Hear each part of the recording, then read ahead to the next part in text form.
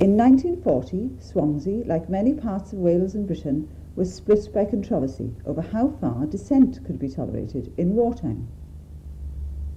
Rosalind Bevan was one of the thousands of people who campaigned against war throughout the 1930s.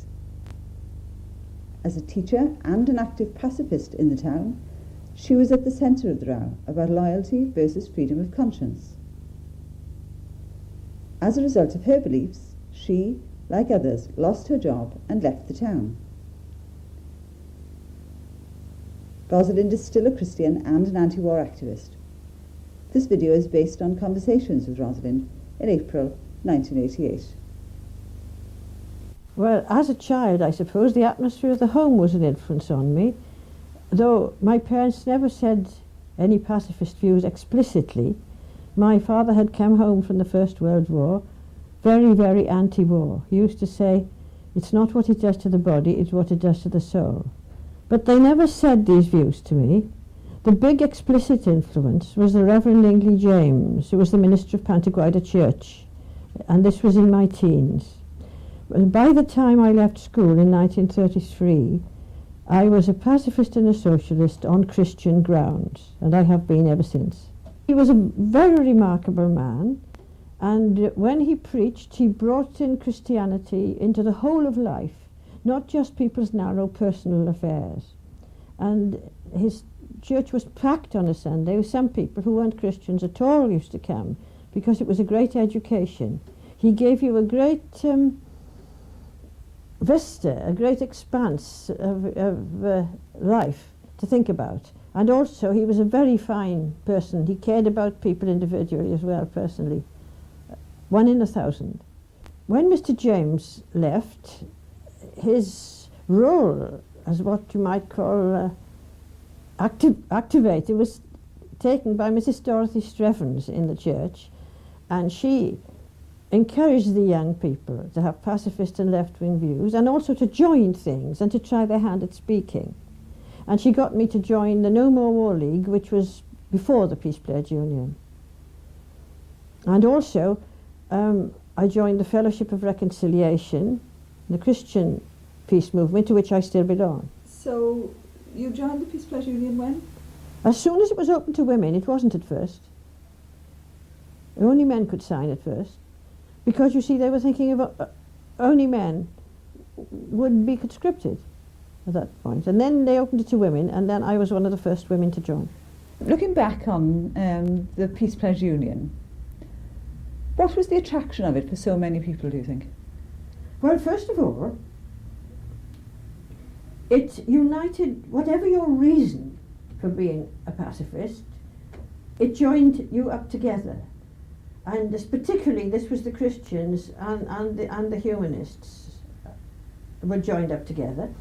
And also, they weren't afraid to stick their necks out, and they had a very good idea of publicity and of action. Really, all this started up only about 1938.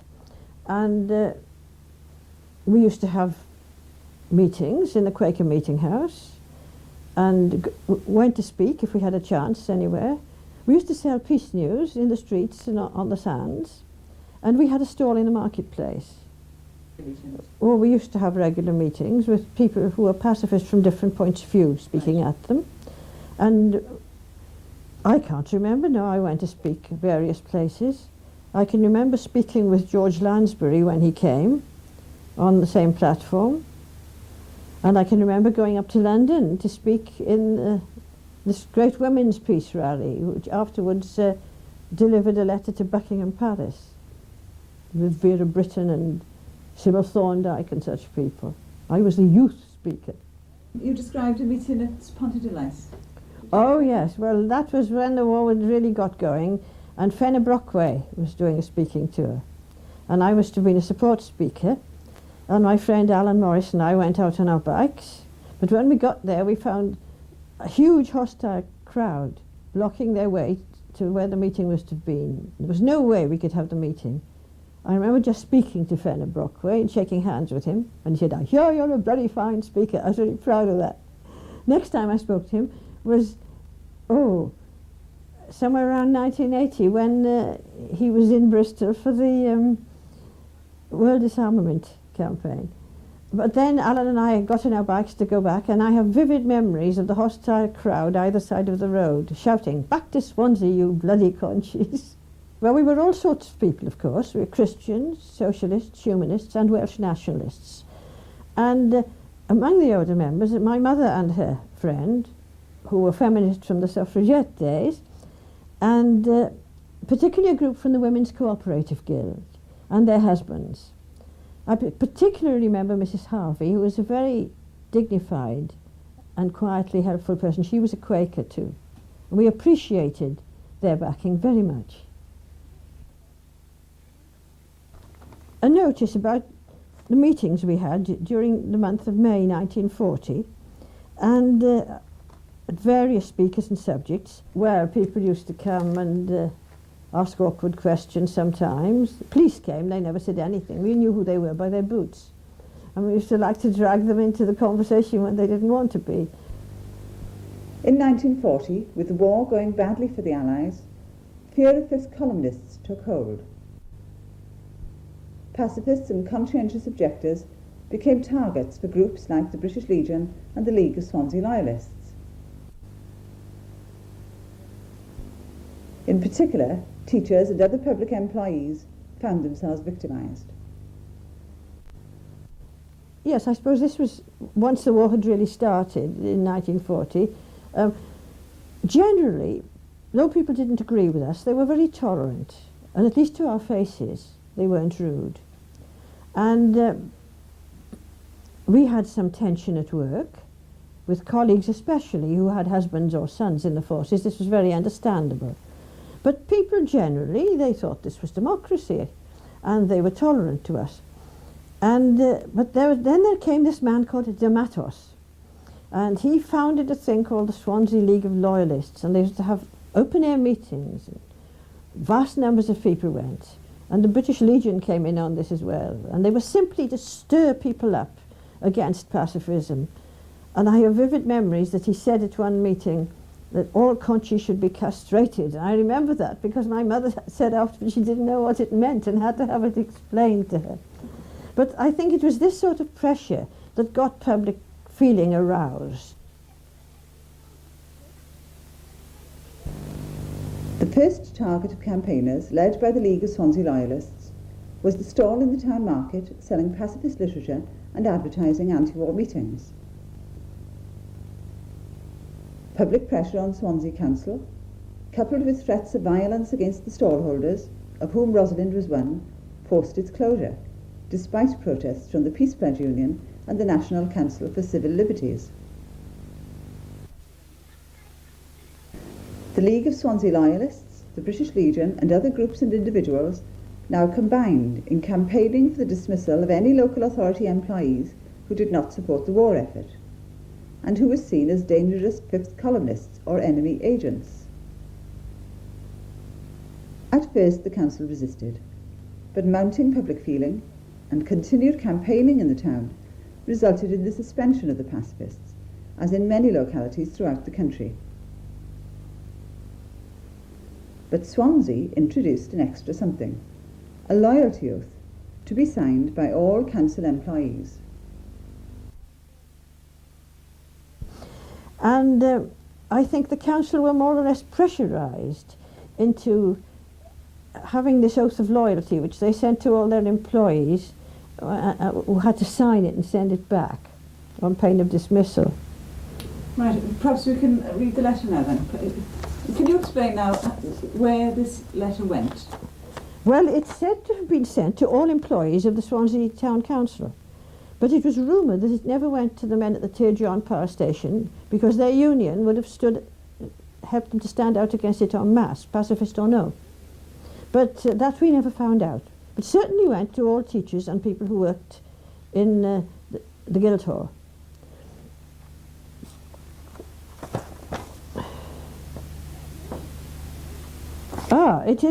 Here's the thing we had to decline. Had to sign. I hereby solemnly and sincerely declare that I am not a conscientious objector or a member of the Peace Pledge Union, nor do I hold views which are in conflict with the purpose to which the nation's effort is directed in the present war. And I further declare that I wholeheartedly support the vigorous prosecution of the war. So what came of that? Well, presumably those of us who didn't sign it had received a letter, such as I received, dated 1st of July 1940. Dear Madam, the Council at its meeting on Friday last resolved to suspend for the duration of the war such employees of the corporation as are conscientious objectors, members of the Peace Pledge Union, or whose avowed opinions are in conflict with the purpose to which the nation's effort is directed. In pursuance of the instructions of the Council, you are therefore hereby suspended. I am, yours faithfully, H.L. Langcoath, Town Clerk. Do you remember what you used to call Langcoath? Oh, yes, yes. Well, you know how they used to call James II and Bonnie Prince Charlie the Old Pretender and the Young Pretender. We used to call Langcoath the Old Suspender. Thank you. Do you have any idea how many people were suspended as a result of this? About a dozen, I think. About a dozen. Some had not done or said nothing. They were simply honest, and it astonished people. Can you remember any specific? Well, this particularly applied to Miss Naylor, who was the headmistress of Derbyshire School. And very properly as headmistress, she hadn't gone around spreading her political views. And people were astonished that the headmistress should have done anything so unrespectable as not signed this. It was a great scandal at the day. We greatly admired her courage. And she was suspended along with others? Yes. How did your headmistress deal with you when she asked you to sign it? Deal with me? Well, first of all, she was very annoyed, although she was very angry with me, because I was sacked in the middle of a term, a busy summer term, and they also sacked Nancy John, the senior English mistress, because she'd got married at half-term to a Frenchman to show her solidarity with the Free French, the opposite point of view of mine. But she was married and therefore had to be sacked. So, said Miss Stewart, she'd lost two of her teachers for completely opposite reasons in the middle of the term. And though she never saw my point at all, she was quite angry with me. And in fact, when I said my mother agreed with me, she said, "Your mother's under your thumb." My mother, who had taught her in school, then came up to see her. And I think she said quite a bit.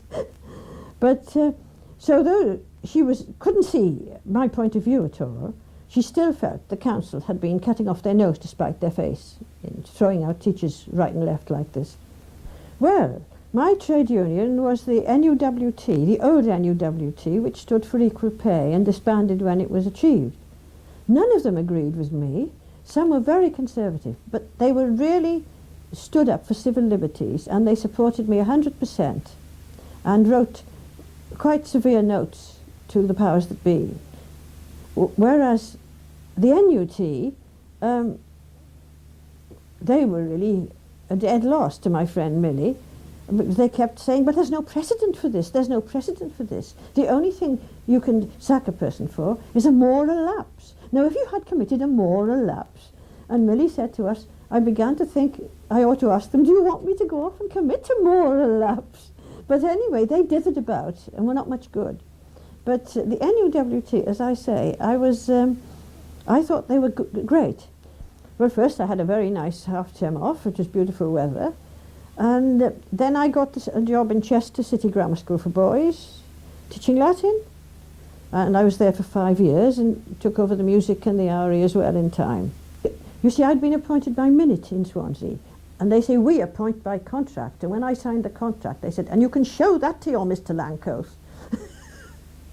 They were very different, although a conservative authority, which is very interesting.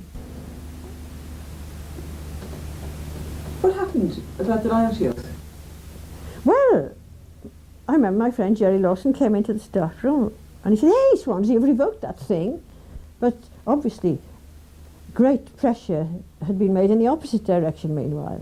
And I think they hoped we'd all go back, but most of us didn't. We felt we should be loyal to the people who were willing to employ us in wartime. How do you feel now about war and violence? What is your... Well, personally, I feel the same as I've ever felt. Violence leads to violence. War is always disastrous. And I personally feel, even if I was 100% in support of something, I couldn't see myself taking a combatant role. But I wouldn't go around recommending other people, saying you should be an absolute pacifist, really for two reasons. And one is that I think it's not a feasible policy to recommend to a party or to a country, particularly in these times when greed and violence are all the thing. That you have to say that there has to be a defence, and one of the things to say against nuclear weapons is that they're not a defence, they're a provocation to attack. And the other reason is that one shouldn't judge people as a Christian.